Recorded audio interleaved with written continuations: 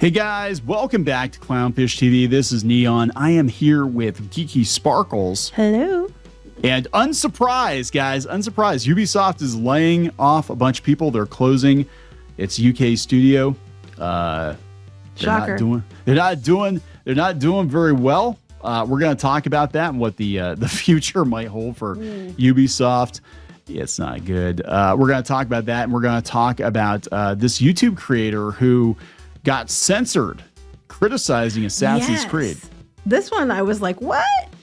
Yeah, now apparently the video that was critical of Assassin's Creed has been reinstated, but the YouTuber in question is actually Japanese, and he was apparently talking about, some mistakes or how he felt as a Japanese person about his representation with Assassin's Creed, and somehow it got flagged as being hateful content.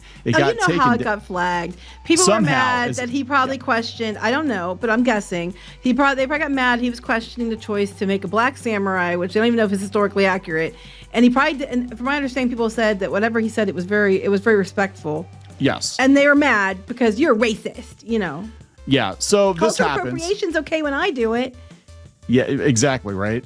This does happen. This might have even been Ubisoft themselves. We know they've been trying to shut people up. And in fact, Fandom Wire seems to think it might have been Ubisoft themselves that flagged it.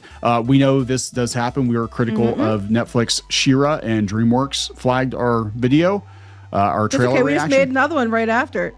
Yeah, we made another one right after it. And they knew that they weren't going to win, but they flagged it just to take it out of play for a week or two. Yeah, but other people who reacted to the video, like the clips more than we did, and actually had more of the content up, but liked it, were allowed to stay up. It was just ours because we had comments. So we're gonna talk about this, and then we're gonna talk about Ubisoft's financial situation. And look, even if this game winds up being good, and of course the same journos that said so many other games were good, Star Wars Outlaws and Dragon Age: The Veilguard, and all these games were amazing games. They're also saying this one is amazing. It's just the bestest game ever, guys. It's got the bestest parkour ever and the bestest representation. And even if it winds up doing well, this company, in the eyes of gamers, it's toast. I think they're toast. So let's talk about this before we get into anything further. Please subscribe for more pop culture news, views, and rants, guys. You will get a woohoo if you do. Woohoo! Go out to clownfishminus.com. Check out the reef. Check out the merch. We got shirts and hats and boots and pants. Now, we don't have boots or pants, but we have shirts and hats and pins. Check those out. And also go, if you want to support us here, you can support us via membership here in locals as well.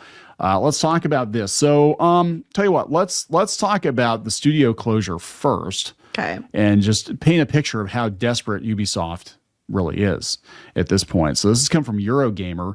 Ubisoft announces studio closure as it lays off 185 staff. So this is Leamington, UK, I guess, closed as targeted restructuring hits other teams. This is a daily occurrence now, isn't it? Every one of these AAA studios. It's like just yesterday we talked about Bandai Namco-owned studio getting gutted. And now we got this going on.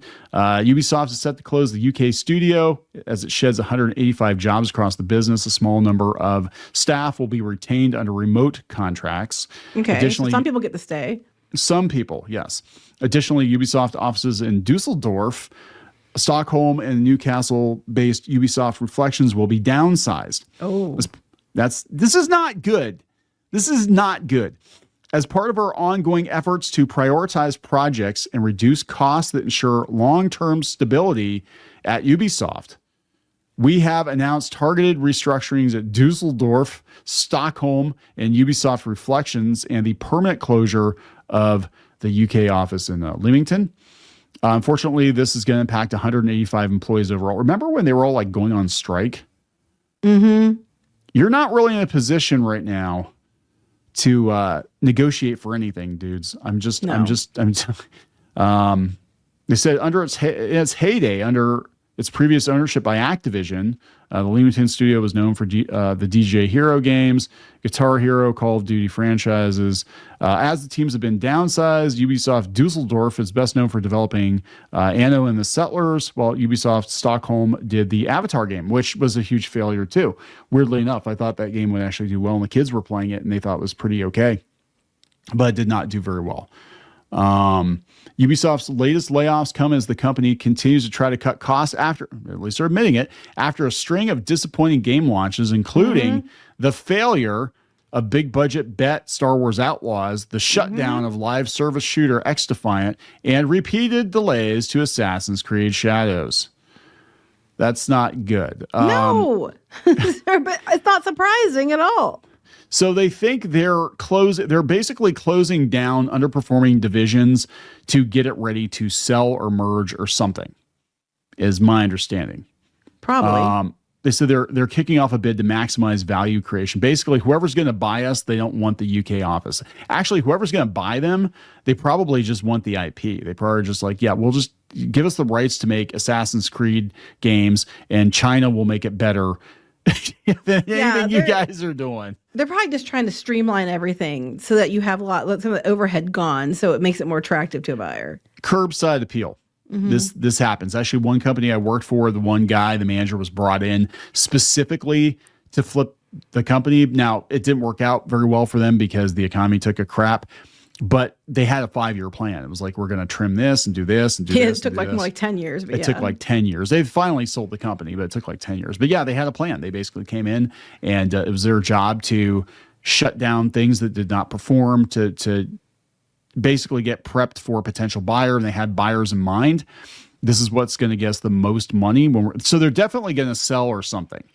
Right, they're just trying to get as much money out of Tencent probably as possible, or the Saudis apparently are interested, but it can't be worse than this. I mean, this is just a freaking disaster.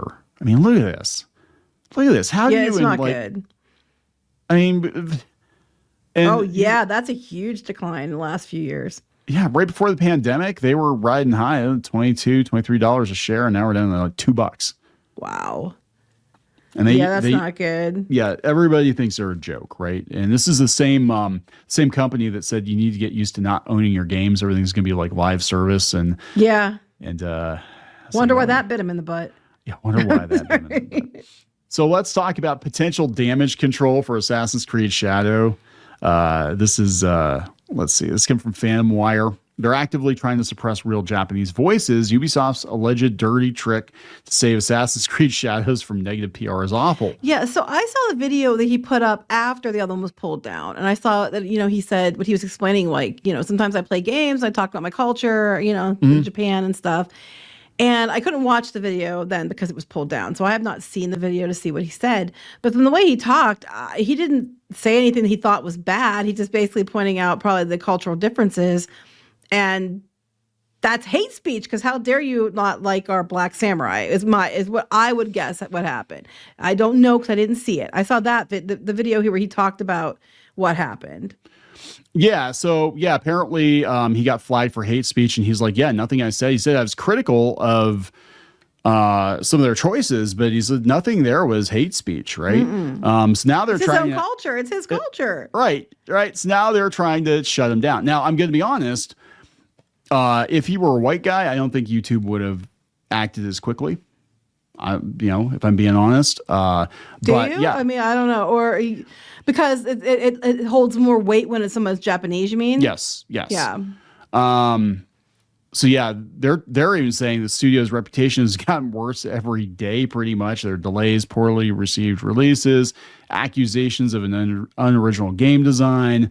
They just laid people off, and now they're trying to shut up Japanese critics. What were they like? Oh my gosh, guys, did you hear that, Hasbro sent the Pinkertons after people, and they're like, hold my beer, Yeah, I mean, this never ends well, right? In fact, we were watching a video by, is it Dungeons and Discourse? Is that the YouTuber? I think that the Scottish woman who does anyway, she's really good.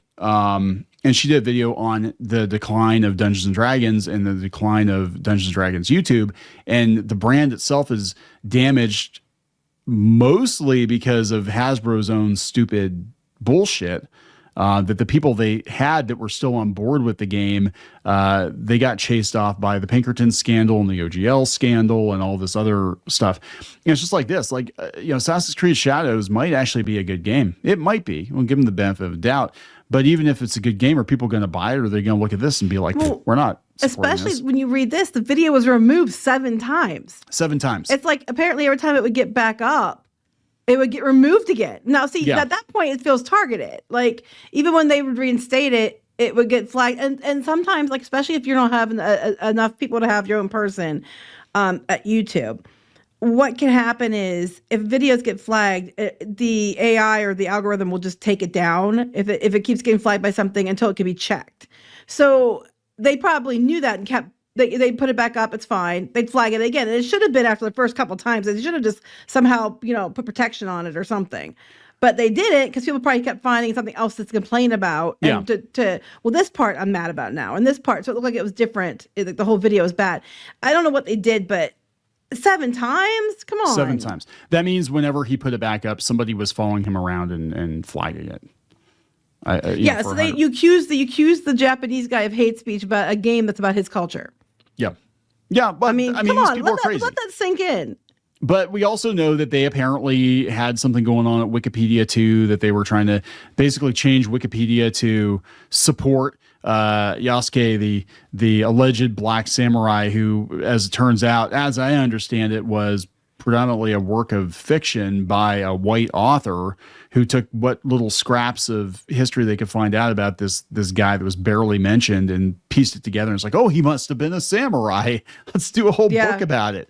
And it's a disaster. Well, I'm sure there might have been other things he complained about too. Like we had the issue with like the architecture was based on Chinese architecture, not Japanese architecture. We had the story about like they took allegedly took the logo of one of the reenactment groups that were Japanese and they didn't get permission. They had the Tory Gate issue. I mean, this person could have a million reasons why they didn't like it that had nothing to do with discrimination or, other than discrimination against his own culture. And let's silence that guy. Probably because his video holds more weight. Yeah, so it got put back up and they actually replied to him last night. Yeah, because everybody was going after him. That's why. We checked this again and we wanted to confirm that your video is reinstated for real this time.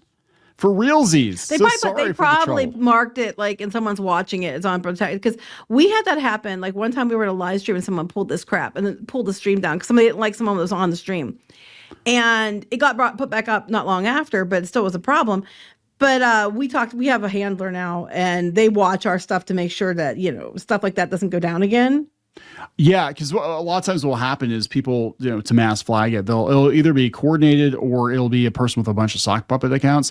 And if your channel's not, I mean, I hate to be, I'm not trying to be like, well, if your channel's not this big, but if your channel's not of a sufficient size that they actually watch out for you, then it's very easy to get your streams and stuff taken down. All you need is enough people complaining about it, and but once you get to a certain size, you're in good standing with them. And frankly, I'm gonna be honest. If you're making them money, they're gonna, you know what I'm saying? They're gonna keep an eye on it. This is why, all the ranting and pouting about, Nerdrotic and Geeks and Gamers and that's why they're not taken down all the time, because they make them money and they have a relationship with YouTube, and that's but yeah, people calling YouTube out. They're like, you're effing clowns. Because they deserved it in this case. And I mean, I don't know. I don't even know if it was them specifically. I think it probably was that they were flagging for different reasons. So they'd put it back up for one thing and then they'd flag it for something different and keep trying to make claims against it. And then because it was probably just automated at that point, I'm guessing, because it was a smaller channel, it was probably automated. They probably have somebody on it looking into it now, though. This person here says that for those who don't know, it was Reddit. Reddit mass reported to make YouTube remove the videos. Oh, was it now? Yeah. That doesn't surprise me either. That is not surprising at all. They said this is sloppy work. Provide clear and detailed explanations for how and why you're enforcing rules and punishments. They don't. It really is just automated. It's automated in some instances. And there are people at Reddit and Discord and whatever, and they know how to abuse the system. So they'll, target people and then they'll just, mass flag or whatever. Especially again, especially if you're a smaller channel, and that's not me being like, oh, if you're a bigger channel, that's like, no, it's easier to get away with it with a smaller channel. And I think too, like this one person said, can't you just punish people for false flagging? And I think that's something that the false flagging would be more controlled if there were punishments for accounts that false flagged. I mean, like you can accidentally maybe false flag and you can get like a couple warnings, but the people that are doing it continuously, there should be, not that they won't start new accounts, but you know what I'm saying. If there was punishments in place for false flagging, there'd be a lot less of it, I would guess. Yeah, and then they're saying that there are people, on the platform that are putting legit awful stuff out there, and they don't do anything. Yeah, are they making YouTube money? I mean, at the end of the day, are they making YouTube money? Because that's that. Why does it keep getting removed? But it did reinstate it. Is it reinstated as of today? It's reinstated now. As of today. Yeah. So I'm thinking they probably have someone watching it at this point. It most likely was automated, or they get it back up, see it was up, they hit it again. Yeah. So it was called "We Hate This Game." Japanese react to Assassin's Creed Shadows. Oh my gosh, that's hate speech because you. Yeah. So it made the rounds on. He tried blanking out hate. Actually, hate is an acceptable. You're allowed to put hate or whatever on your thumbnail and in your video title. That's not the problem. The problem is there were people on Reddit that were targeting him specifically because he was probably because he's a racist because he's pointing out the fact that the samurai's black and probably wouldn't have been. Yes, and they're. It is what it is, right? I mean, it's kind of like I always think it's weird when Netflix is like, oh, yes, in 17th century Norway, we had lots of Black nation people walking around. Or the Queen of England was now black. It's like, that's okay. It's okay when they do it, guys. Yeah. Cultural appropriation is okay when it's them. Look, I have no problem with people being different or whatever. And if they wanted to make that a point of the game, that's fine too. But the problem was they didn't lean into it like they could have made up a character and said, we're doing this game with this made-up character. What if this happened? But they didn't do that. And instead they say, this is Yasuke, and he was a black samurai. But you don't know that. And then when the Japanese... white man. And then when the Japanese people are telling you they have a problem with it, you could have changed some things, and you didn't. It's not even, I think, necessarily that the guy is black so much as it is that you're trying to claim that it's a historically accurate type situation. That it was, it happened. You don't know that. Yeah. So people were already speculating it was somebody at Ubisoft that was trying to, which wouldn't surprise me. Because again, we talk about this with the gaming scene, the journo scene, whatever. It's all interconnected. Reddit and gaming journos and the consulting firms that work on these things, and then the people that work in the industry. All these people, a lot of these people actually come from the Reddit scene or from the far left message boards or whatever. So they know each other and they call in favors, right? Mm-hmm.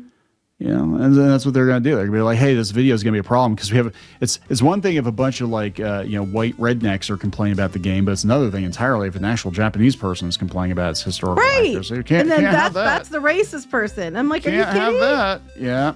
So anyway, they fixed it, but I do think it was more likely that it was just an automated something, and then YouTube finally stepped in and did something more permanent for the situation. Yeah, but good luck with that, guys, because things are really not looking too good for old Ubisoft. Well, this is not going to help. This is not going to help. People might boycott it just out of principle. I mean, they might. You might actually just cost a bunch more people their jobs by pulling. If it's somebody at Ubisoft, if it winds up coming out that it was somebody at Ubisoft that prompted this.